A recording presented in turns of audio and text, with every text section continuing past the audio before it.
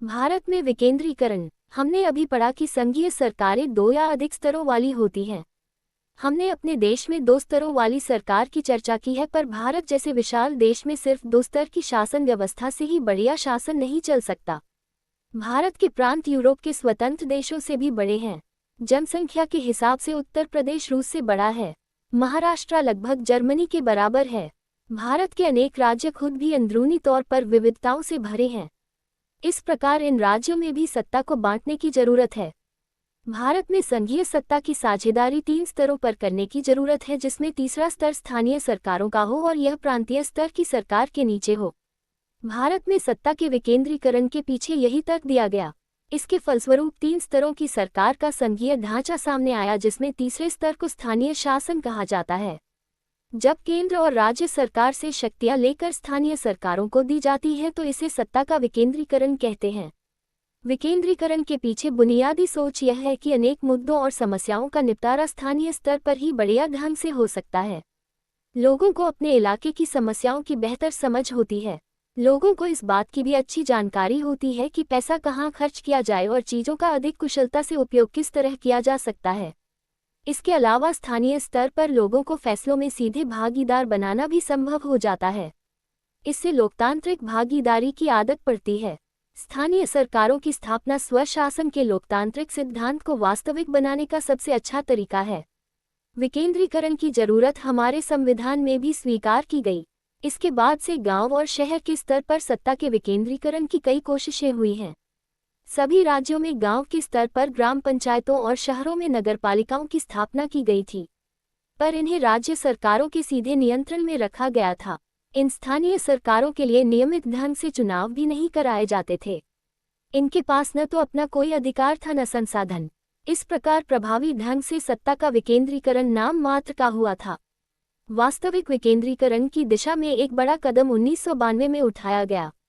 संविधान में संशोधन करके लोकतांत्रिक शासन व्यवस्था के इस तीसरे स्तर को ज्यादा शक्तिशाली और प्रभावी बनाया गया। अब स्थानीय स्वशासी निकायों के चुनाव नियमित रूप से कराना संवैधानिक बाध्यता है। निर्वाचित स्वशासी निकायों के सदस्य तथा पदाधिकारियों के पदों में अनुसूचित जातियों, अनुसूचित जनजातियों और पिछड़ी जातियों के लिए सीटें आरक्षित हैं। कम से कम 1/3 पद महिलाओं के लिए आरक्षित हैं। हर राज्य में पंचायत और नगरपालिका चुनाव कराने के लिए राज्य चुनाव आयोग नामक स्वतंत्र संस्था का गठन किया गया है। राज्य सरकारों को अपने राजस्व और अधिकारों का कुछ हिस्सा इन स्थानीय स्वशासी निकायों को देना पड़ता है। सत्ता में भागीदारी की प्रकृति हर राज्य में अलग अलग है। गांवों के स्तर पर मौजूद स्थानीय शासन व्यवस्था को पंचायती राज के नाम से जाना जाता है। प्रत्येक गांव में और कुछ राज्यों में ग्राम समूह की एक ग्राम पंचायत होती है। यह एक तरह की परिषद है जिसमें कई सदस्य और एक अध्यक्ष होता है। सदस्य वार्डों से चुने जाते हैं और उन्हें सामान्यतया पंच कहा जाता है। अध्यक्ष को प्रधान या सरपंच कहा जाता है। इनका चुनाव गांव अथवा वार्ड में रहने वाले सभी वयस्क लोग मतदान के जरिए करते हैं। ये पूरे पंचायत के लिए फैसला लेने वाली संस्था है। पंचायतों का काम ग्राम सभा की देखरेख में चलता है। गांव के सभी मतदाता इसके सदस्य होते हैं। इसे ग्राम पंचायत का बजट पास करने और इसके कामकाज की समीक्षा के लिए साल में कम से कम 2 या 3 बार बैठक करनी होती है। स्थानीय शासन का ढांचा जिला स्तर तक का है। कई ग्राम पंचायतों को मिलाकर पंचायत समिति का गठन होता है। इसे मंडल या प्रखंड स्तरीय पंचायत भी कह सकते हैं। इसके सदस्यों का चुनाव उस इलाके के सभी पंचायत सदस्य करते हैं। किसी जिले की सभी पंचायत समितियों को मिलाकर जिला परिषद का गठन होता है। जिला परिषद के अधिकांश सदस्यों का चुनाव होता है। जिला परिषद में उस जिले से लोकसभा और विधानसभा के लिए चुने गए सांसद और विधायक तथा जिला स्तर की संस्थाओं के कुछ अधिकारी भी सदस्य के रूप में होते हैं। जिला परिषद का प्रमुख इस परिषद का राजनीतिक प्रधान होता है। इस प्रकार स्थानीय शासन वाली संस्थाएं शहरों में भी काम करती हैं। शहरों में नगर पालिका होती है। बड़े शहरों में नगर निगम का गठन होता है। नगरपालिका और नगर निगम दोनों का कामकाज निर्वाचित प्रतिनिधि करते हैं। नगरपालिका प्रमुख नगरपालिका के राजनीतिक प्रधान होते हैं। नगर निगम के ऐसे पदाधिकारी को मेयर कहते हैं।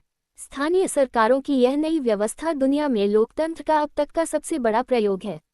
नगरपालिकाओं और ग्राम पंचायतों के लिए करीब 36 लाख लोगों का चुनाव होता है। ये संख्या ही अपने आप में दुनिया के कई देशों की कुल आबादी से ज्यादा है। स्थानीय सरकारों को संवैधानिक दर्जा दिए जाने से हमारे यहाँ लोकतंत्र की जड़ें और मजबूत हुई हैं। इसने महिलाओं का प्रतिनिधित्व बढ़ाने के साथ ही हमारे लोकतंत्र में उनकी आवाज को मजबूत किया है। बहरहाल, इन सब के बावजूद अभी भी अनेक परेशानियां कायम हैं।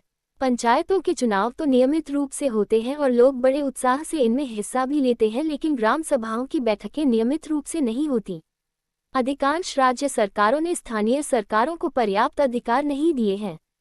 इस प्रकार हम स्वशासन की आदर्श स्थिति से काफी दूर हैं।